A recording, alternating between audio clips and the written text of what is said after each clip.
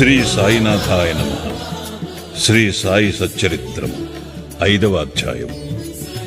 చాంద్ పాటీలు పెండ్లి బృందముతో కలిసి బాబా తిరిగి షిరిడీకి రాక, సాయి అను నామము, ఇతర యోగులతో సహవాసము, పాదుకుల చరిత్ర, మొహియుద్దీన్తో కుస్తీ, జీవితములో మార్పు, నీళ్లను నూనెగా మార్చుట, జవహర్ అలీ అను కపట గురువు, పెండివారితో కలిసి బాబా తిరిగి షిరిడీకి వచ్చుట. ఔరంగాబాద్ జిల్లాలో ధూప్ అను గ్రామము కలదు. అచ్చట ధనికుడగు మహమ్మదీయుడొకడుండెను. అతని పేరు చాంద్ పాటీల్. ఔరంగాబాదు పోవుచుండగా అతని గుర్రము తప్పిపోయాను. 2 మాసములు వెతికినను దాని ఎంతు దొరకకుండెను. అతడు నిరాశ చెంది భుజముపై జీను వేసుకుని ఔరంగాబాదు నుండి ధూప్ గ్రామమునకు పోవుచుండెను. సుమారు 9 మైళ్లు నడిచిన పిమ్మట ఒక మామిడి చెట్టు వద్దకు వచ్చాను. దాని నీడలో ఒక వింత పురుషుడు కూర్చునియుండెను. అతడు తలపై టోపీ, పొడుగైన చొక్కా ధరించియుండెను. చంకలో సటకా పెట్టుకుని చిలుము త్రాగుటకు ప్రయత్నించుచుండెను. దారి వెంట పోవు చాంద్ పాటీలను చూచి అతనిని పిలిచి చిలుము త్రాగి కొంత తడువు విశ్రాంతి కొనమనేను. జీను గురించి ప్రశ్నించాను. అది తాను పోగొట్టుకున్న గుర్రమదని చాంద్ పాటీల్ బదులు చెప్పాను. ఆ దగ్గరలోనే ఉన్న కాలువ పక్కన వెతకమని ఫకీరు చెప్పాను. అతడు అచ్చటికి పోయి గడ్డి మేయుచున్న గుర్రమును చూసి మిక్కిలి ఆశ్చర్యపడాను. ఈ ఫకీరు సాధారణ మనుజుడు కాడనియు, గొప్ప ఔలియా అనగా సిద్ధపురుషుడు అయి ఉండవచ్చుననియు అనుకున్నాను. గుర్రమును తీసుకుని ఫకీరు వద్దకు వచ్చాను. చిలుము తయారుగా నుండెను.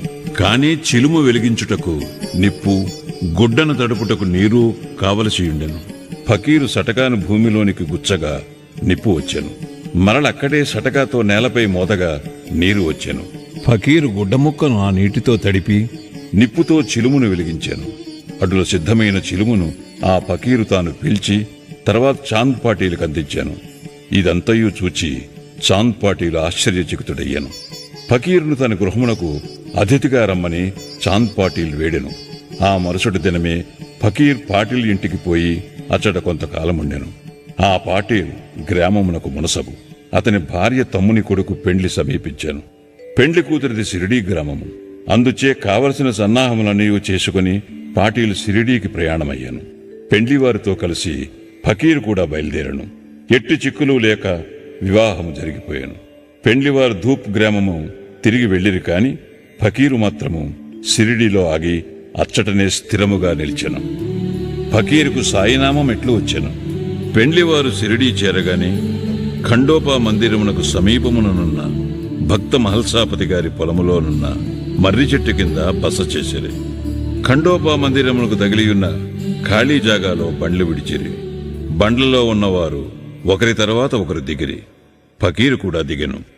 బండి దిగుచున్న యువ ఫకీరుని చూసి భక్త మహల్సాపతి రండి సాయి అని స్వాగతించాను. తక్కిన వారు కూడా ఆయనను సాయి అని పిలువనారంభించిరి.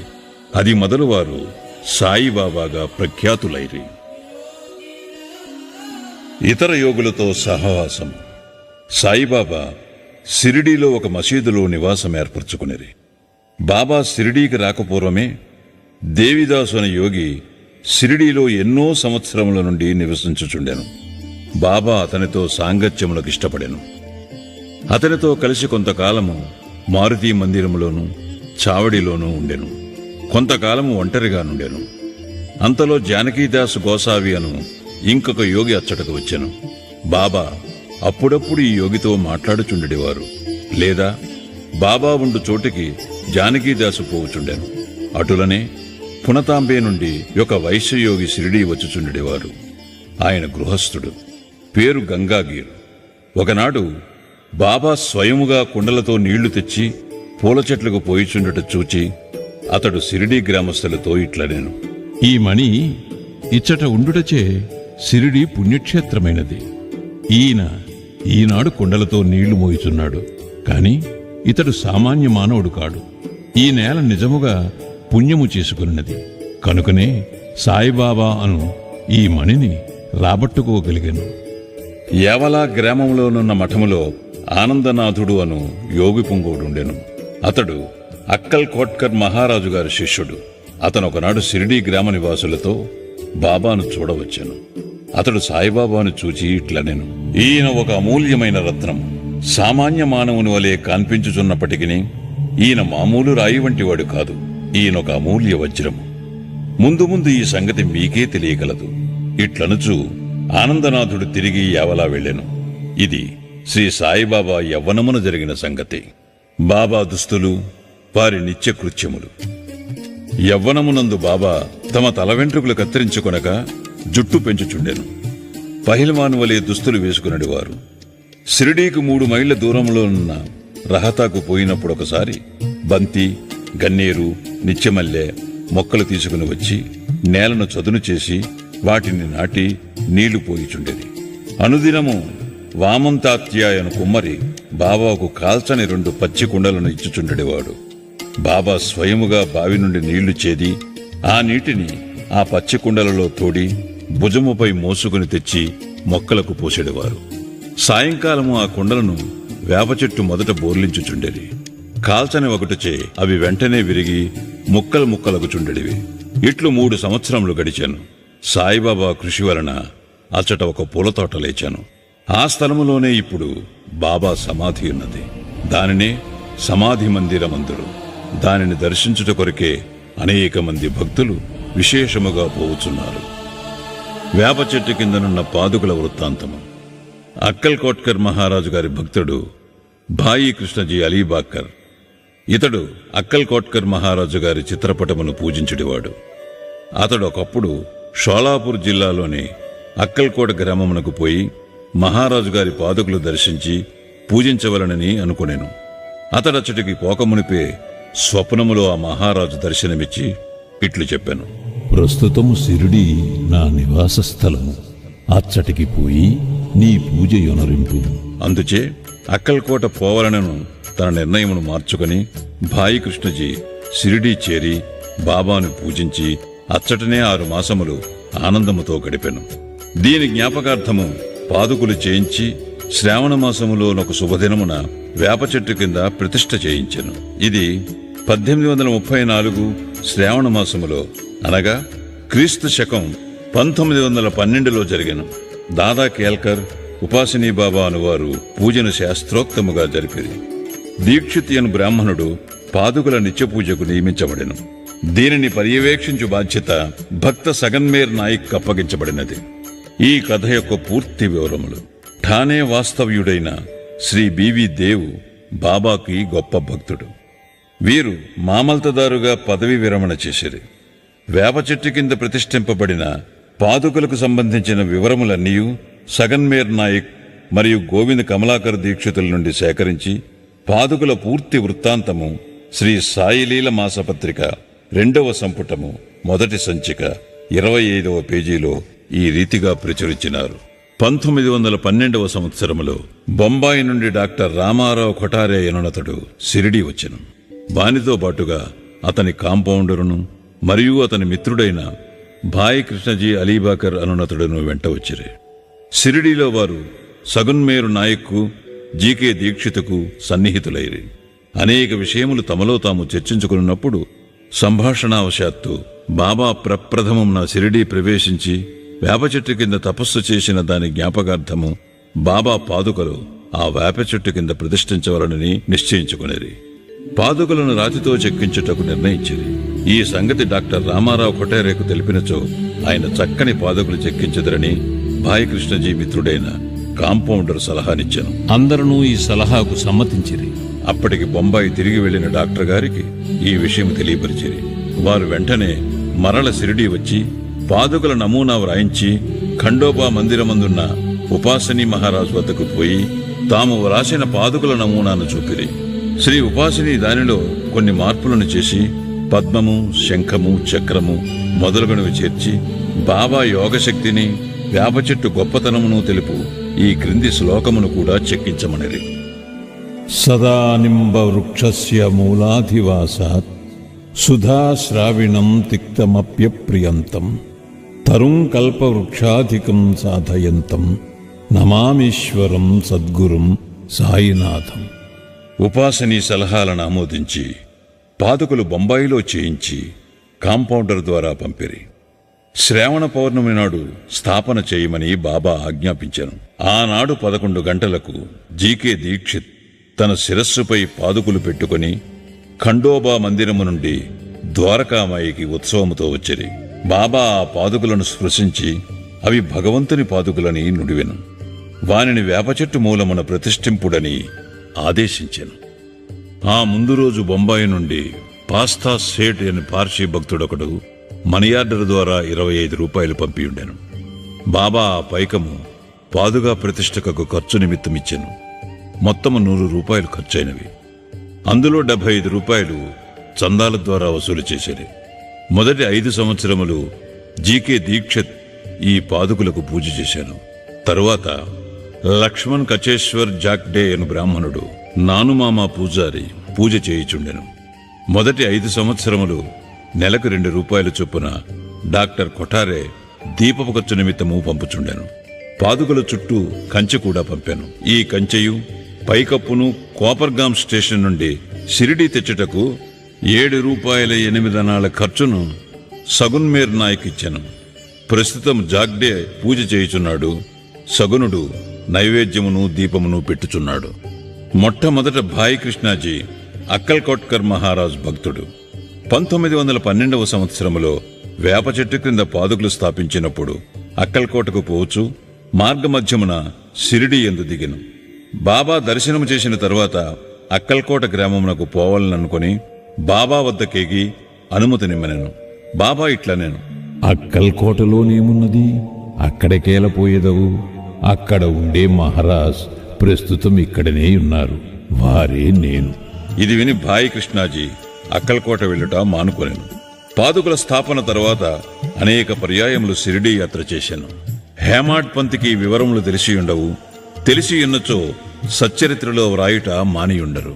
మొహియుద్దీన్ తంబోలితో కుస్తీ, జీవితములో మార్పు. షిరిడీ గ్రామంలో కుస్తీలు పట్టుట వాడుక. అచ్చట మొహియుద్దీన్ తంబోళి అనేవాడు తరచుగా కుస్తీలు పట్టుచుండేవాడు.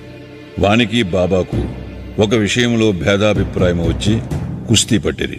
అందులో బాబా ఓడిపోయాను.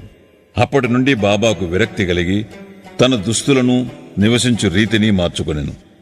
లంగోటి బిగించుకొని ఫకీరులు ధరించు పొడుగాటి చొక్కా అనగా కఫ్నీని తొడుక్కొని నెత్తిపైన గుడ్డ కట్టుకునేవారు. ఒక గోనిముక్కపై కూర్చునడేవారు. చింకి గుడ్డలతో సంతుష్టి చెందడేవారు. రాజ్యభోగముల కంటే దారిద్ర్యమే మేలని నుడివెడేవారు. పేదవారికి భగవంతుడు స్నేహితుడనేవారు. గంగాగీరుకు కూడా కుస్తీల యందు ప్రేమ. ఒకనాడు కుస్తీ పట్టుచుండగా అతనికి వైరాగ్యము కలిగాను. అదే సమయములో దేహమును దమించి దేవుని సహవాసము చేయుము అని ఒక అశరీరవాణి అతనికి వినిపించాను. అప్పటి నుండి గంగాకీరు సంసారము విడిచాను. ఆత్మ సాక్షాత్కారము కొరకు పాటుపడెను. పునతాంబే దగ్గర నది ఒడ్డున ఒక మఠమును స్థాపించి తన శిష్యులతో నివసించుచుండెను. సాయిబాబా జనులతో కలిసిమెలిసి తిరిగేవారు కారు. ఎవరితోనూ తమంతట తాము మాట్లాడేవారు కారు. ఎవరైనా ఏదైనా అడిగినా ఆ అడిగిన దానికి మాత్రము జవాబిచ్చువారు. దినములో ఎక్కువ భాగము వేప చెట్టు నీడయందు, అప్పుడప్పుడు ఊరవతలనున్న కాలువయొడ్డున గల తుమ్మ చెట్టు నీడన కూర్చునడేవారు. సాయంకాలం ఊరకనే కొంత దూరము నడిచెడేవారు. ఒక్కొక్కసారి నీమ్గాం పోచుండెడివారు. నీమ్గాములో బాబాసాహెబ్ త్రయంబక్జీ డేంగ్లే అనునతని ఇంటికి తరచుగా పోవువారు. బాబాసాహెబ్ డేంగ్లే యందు సాయిబాబాకు మిక్కిలి ప్రేమ. అతని తమ్ముని పేరు నానాసాహెబ్. అతడు 2 వివాహములు చేసుకున్నను సంతానము కలుగలేదు. బాబాసాహెబ్ డేంగ్లే తన సోదరిని సాయిబాబా వద్దకు పంపెను. బాబా అనుగ్రహముచే నానాసాహెబునకు పుత్ర సంతానము కలిగెను. అప్పటి నుంచి బాబాను దర్శించుటకు ప్రజలు తండోపతండములుగా రాసాగిరి. వారి కీర్తి ఎంతటనూ వెల్లడియాయను. అహ్మద్నగర్ వరకు వ్యాపించాను. అక్కడి నుంచి నానాసాహెబ్ చందోర్కరు, కేశవ్ చిదంబర్ మొదలుగా గల అనేక మంది షిరిడీకి వచ్చుట ప్రారంభించిరి. దినమంతయు బాబాను భక్తులు చుట్టియుండెడివారు. రాత్రులందు బాబా పాడుపడిన పాత మసీదు యందు శయనించుచుండెను. పొగ పీల్చుకుని చిలింగొట్టము, కొంత పొగాకు, ఒక రేకు డబ్బా, కఫ్ని, తలగుడ్డ, ఎల్లప్పుడూ దగ్గర నుంచుకుని సటక అనగా చిన్న చేతికర్ర మాత్రమే అప్పటిలో ఆయనకున్న సామానులు. తలపైన ఒక గుడ్డను చుట్టి దాని అంచులను జడవలే మెలిపెట్టి ముడివేసి ఎడమ చెవిపై నుంచి వెనుకకు వేలాడునట్లు వేసుకునివారు. తమ దుస్తులను వారముల తరపడి ఉతుకకుండా నుంచువారు. చెప్పులను తొడిగేవారు కారు. దినమంతయు గోనిగుడ్డపైనే కూర్చునేవారు. కఫ్నీ కింద లంగోటి కట్టుకునేవారు. చరిని కాచుకొనుటకు ధునికెదురుగా మసీదు ఈశాన్య భాగములో గల కొయ్య చేపట్టుపై తమ ఎడమ చేతి నానించి దక్షిణాభిముఖముగా కూర్చునేవారు. ఆ ధునిలో అహంకారమును, కోరికలను, ఆలోచనలను ఆహుతి చేసి అల్లాయే యజమాని అని పలికేవారు. మసీదులో 2 గదుల స్థలము మాత్రమే ఉండెను. భక్తులందరూ అచటనే బాబాను దర్శించుచుండిరి. 1912 తదుపరి మసీదుకు కొన్ని మార్పులు చేయబడినవి. పాత మసీదును మరామత్తు చేసి నేలపైన నగిషీరాళ్లు తాపన చేసేది. బాబా ఈ మసీదుకు రాకపూర్వము తకియాలో చాలా కాలము నివసించిరి. బాబా తమ కాళ్లకు చిన్న గజ్జెలు కట్టుకుని సొగసుగా నాట్యము చేసేవారు. భక్తిపూర్వకమైన పాటలు పాడేవారు. నీళ్లను నూనెగా మార్చుట. సాయిబాబాకు దీపములన్న చాలా ఇష్టం. ఊరిలో నూనెను విక్రయించు షావుకారులను నూనె అడిగి తెచ్చి మసీదునందు రాత్రి అంతయు దీపములు వెలిగించుచుండేవారు. కొన్నాళ్ళు ఇట్లు జరిగాను. ఒకనాడు నూనె ఇచ్చు దుకాణదారులందరూ కూడబలుక్కుని బాబాకు నూనె ఇవ్వకూడదని నిశ్చయించుకునిరి. బాబా వారి దుకాణములకు ఎప్పటివలే పోగా నూనె లేదనిరి. బాబా కలత చెందక వట్టి ఒత్తులు మాత్రమే ప్రమిదలలో పెట్టి ఉంచెను. నూనె వ్యాపారుల ఆసక్తితో ఇదంతయూ గమనించుచుండేరి. అడుగున 2-3 నూనె చుక్కలు మిగిలి ఉన్న తమ రేకు డబ్బాలో నీటిని పూసి కలియబెట్టి ఆ నీటిని త్రాగివేసిరి. ఈ విధముగా ఆ రేకు డబ్బాలోని నూనె అవశేషమును పావనము చేసిన పిమ్మట మరల డబ్బాతో నీరు తీసుకుని ఆ నీటిని ప్రమిదలలో నింపెను. దూరముగా నిలిచి పరీక్షించుచున్న దుకాణదారులు విస్మయముందునట్లు ప్రమిదలన్నీ తెల్లవారు దాకా చక్కగా వెలుగుచుండెను. ఇదంతయు చూచి షావుకారులు పశ్చాత్తాపపడి బాబాను మన్నింపు కోరిరి. బాబా వారిని క్షమించి ఇకపైనైనను సత్యమనంటి పెట్టుకునుడని హితవు చెప్పి పంపివేసిరి. జవహర్ అలీ అను కపట గురువు. పైన వివరించిన కుస్తీ జరిగిన 5 ఏండ్ల తరువాత అహ్మద్నగర్ నుండి జవహర్ అలీ అను ఫకీరొకడు శిష్యులతో రహతా వచ్చెను. వీరభద్ర మందిరమునకు సమీపమున ఉన్న స్థలములో దిగెను. ఆ ఫకీరు బాగా చదువుకున్నవాడు. ఖురానంతయు వల్లించగలడు. మధుర భాషణుడు. ఆ ఊరిలోని భక్తులందరూ వచ్చి వానిని సన్మానించుచూ గౌరవముతో చూచుచుండేవారు. వారి సహాయముతో వీరభద్ర మందిరమునకు దగ్గరగా ఈద్గా అను గోడను నిర్మించుటకు పూనుకొనెను. ఈదుల్ ఫితర్ అను పండుగనాడు మహమ్మదీయులు నిలుచుకొని ప్రార్థించు గోడయే ఈద్గా. ఈ విషయములో వివాదము లేచి అది ఘర్షణకు దారితీశాను. దానితో జవహర్ అలీ రహతా విడిచి షిరిడీ చేరి బాబాతో మసీదునందుండసాగాను. ప్రజలు వాని తీపి మాటలకు మోసపోయిరి. అతడు బాబాను తన శిష్యుడని చెప్పువాడు. బాబా అందులకు అడ్డు చెప్పక శిష్యుని వలనే మసులుకొనేను. తరువాత గురు శిష్యులిద్దరూ రహతాకు పోయి అచ్చట నివసించుటకు నిశ్చయించుకునిరి. గురువునకు శిష్యుని శక్తి ఏమీ తెలియకుండెను. శిష్యునికి మాత్రము గురువు యొక్క లోపములు బాగా తెలియను. అయినప్పటికీ బాబా ఆ కపట గురువునెప్పుడూ అగౌరవించక శిష్యధర్మమును శ్రద్ధగా నెరవేర్చుచుండెడివారు. అప్పుడప్పుడు వారిరువురు షిరిడీకి వచ్చి పోవుచుండెడివారు. కాని అధికముగా రహతాలోనే నివసించేవారు. షిరిడీలోని సాయి భక్తులకు బాబా ఆ విధముగా రహతాలో ఉండుట ఎంతమాత్రమూ ఇష్టము లేకుండెను. అందుచే వారందరూ కలిసి సాయిబాబాను మరల షిరిడీకి పిలుచుకుని వచ్చుటకు రహతా వెళ్ళిరి. వారు రహతాలో ఈద్గా వద్ద బాబాను ఒంటరిగా చూచి వారిని తిరిగి షిరిడీ తీసుకుని పోవుటకై వచ్చినామని చెప్పిరి. జవహర్ అలీ ముక్కోపి అని, ఆయన తనను విడిచిపెట్టడని, అందువలన వారు తన యందు ఆశ విడిచి ఫకీరు అక్కడికి వచ్చు లోపల షిరిడీ మరల వెళ్ళుట మంచిదని బాబా వారికి సలహా ఇచ్చాను. వారిట్లు మాట్లాడుకొనుచుండగా జవహర్ అలీ అక్కడికి వచ్చి బాబాను తీసుకుని పోవుటకు ప్రయత్నించుచున్న షిరిడీ ప్రజలపై మండిపడెను. కొంత వాదోపవాదములు జరిగిన పిమ్మట గురు శిష్యులిద్దరూ తిరిగి షిరిడీ పోవుటకు నిర్ణయమైనది. వారు షిరిడీ చేరి అచ్చటనే నివసించుచుండిరి. కొన్ని దినముల పిమ్మట దేవీదాస్ ఆ కపట గురువును పరీక్షించి అతని బండారము బయటపెట్టెను. చాంద్ పాటిల్ పెళ్లి బృందముతో బాబా షిరిడీ వచ్చుటకు 12 సంవత్సరముల ముందే 10-12 ఏళ్ల వయస్సులో దేవీదాసు షిరిడీ చేరెను. వారు మారుతీ దేవాలయములో ఉండేవారు. దేవీదాసు చక్కని అంగసౌష్ఠవము, తేజోవంతములైన నేత్రములు కలిగి నిర్వ్యామోహిత అవతారం వలె జ్ఞాని వలె కనపడుచుండెను. తాత్యా పాటీలు, కాశీనాథ్ షింపి మొదలుగా గల అనేక మంది దేవీదాసును తమ గురువుగా భావించడివారు.